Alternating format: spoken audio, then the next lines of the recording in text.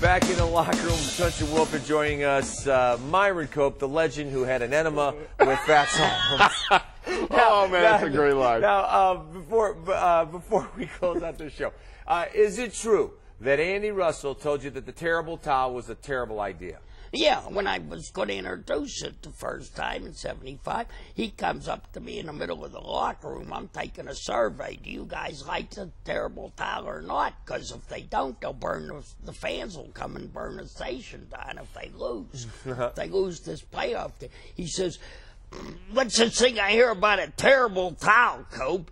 And I said, "What's up with you?" He says, "We're not a gimmick team. We never been a gimmick team." And I looked up at him and I said, "You're sick, Russell," and I walked away from him. And he picked up a fumble, ran 93 yards to a touchdown in the game, a record, an NFL record. And he was snapped on the fanny by the terrible towel. That's what happened. Now, didn't you go out and get a hot dog when he picked it up and then came back and he was still running? Don't you? Yeah, my slowest linebacker I ever see. But boy, could he play. Well, Myron, thank you for joining us. And once again, it is Myron's Memorable Moments, and you can get them online, WPXI.com, or the number's right there. Give a call. And, right there?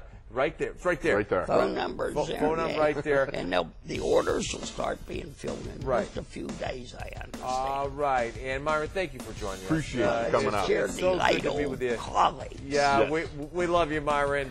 That's all we have time for. We want to thank our good buddy Myron Cope. We want to thank especially Chrysler, Jeep, and Dodge for their sponsorship, as well as Sprint. Hope you all enjoyed yourselves. I know Wolf and I did. And Lord willing, we'll see you next week. So long, everybody, and God bless.